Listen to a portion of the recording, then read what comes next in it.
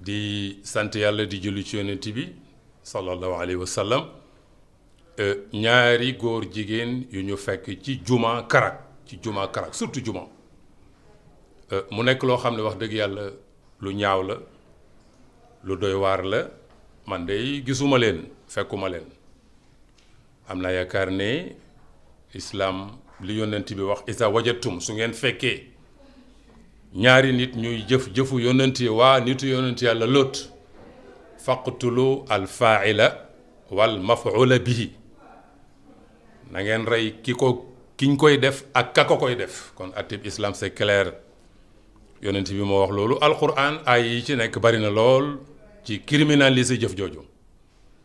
léegi nag suñu réew mi di Sénégal attewuñ charia c'est un pays laïque voilà atte charia daw fi defe naa ne coowal góor jigéen bari na fi coow li bari na fan yi président génn na palais oo ay imam li waa sàmm jikko yi li ñuy demandé mooy maanaam ñu criminaliser ko nee nañ duñu ko criminaliser kooku c'est clair et net kàddu googu dafa bàyyi ko ci président de la république ak ay imam yoo xam ne dañu ne ñoo jiite wuñ ñëpp sax jiite wuñ imam yëpp jiite wuñu ulama yëpp waaye ci këyit loolu lañ yaxal ne ñoo jiite imam yi ak ulama yi ñoom bi ñëwee toog defe naa seen position leer na ci ñàkk a criminaliser bi président wax ne duñu ko criminaliser ñoom itam ci loolu la ñu sukkandiku taxaw ne kon loi bi baax na nañ ko bàyyi noonu voilà léegi nag loolu su amee wax dëgg yàlla li ma ci metti rek mooy juma di palaasu jaamookaay yàlla loo xam ne jullit ñi ñoo ko moom ci li ñuy jaamoo yàlla mu nekk place boo xam ne place bu sell la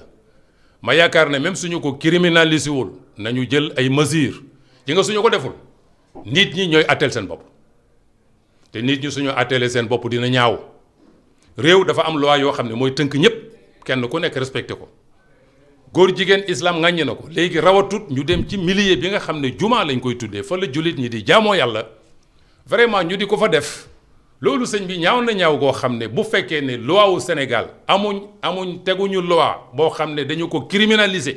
ñu leen di fekk ci juma yi bu yàggee nit ñi nag wax dëgg yàlla am nañ sañ-sañ di fayekul seen bopp te bu ñu fayekulee seen bopp dina ñaaw may wax président de la république ndax mooy jiite Sénégal yépp ak ñi nga xam ne ñooy kilifa yi ñu dénk suñu réew ñu fexe jël ay mesures suñu ko deful Sénégal fi mu jëm fu garaw lay doon loolu fii laa koy waxee parce que nag réew su fekkee ne amul dara lu àtte lu neex waay def ñuy jam pas-pasu nit ñi ak ngëm-ngëmu nit ñi surtout li gën a garaaw mooy ngëm-ngëmu nit buñ ci jëlul mesure nit ñi ñooy jëlal seen bopp te bu nit ñi jëlalee seen bopp kooku lambagoro lay doon li ñu tuddee xanuunul xaab loi des forêts te loi des forêts baaxul nit kum neex àtteel sa bopp loolu baaxul nañu jël Sénégal nañu tabax réew mi ci jàmm nañu tabax réew mi ku ne ñu respecté la sa ngëm-ngëm su ko defee ñu dem liggéey defe naa ne loolu moo ëpp solo parce que coowal góor jigéen barki demb la waaw loolu amul ñu profité ko ci marché bi dem ci juma surtout juma ñu ngi provoqué jullit ñi ñu ngi tooñ waa kër Seydina Muhammad nañu atte bu ñu ko deful nit ñi seen bopp ñuy atteel seen bopp te loolu su boppaa dafay garaaw réew warul doxee noonu man nag mënu may wax ne sa dëgg la parce que gisuma ko islam moom loo gisul daf ne na nga ci màndu waaye dañu wax ne gis nañ ko ci juma karak def nañ ay reportage nit ñi ci seen bopp saxal nañ ko defe naa ne loolu wax dëgg yàlla même suñu yoon bi bu dul l'islam yoon bi war nay tàppe fort pour lu mel noonu bañ a amati parce que Sénégal jullit ñi ñoo fi gën a bari defuñ ko église defuñ ko fenn kon loolu dañuy provoquer jullit ñi li may wax fii mooy nañu jël nañu jël suñu responsabilité suñu ko deful yàlla seede na ne maa ngi gëñ ne su boobaa jullit ñi dinañ fayekul seen bopp te bu ñu fayekulee seen bopp mbir mu garaw lay doon maa ngi koy ñaawlu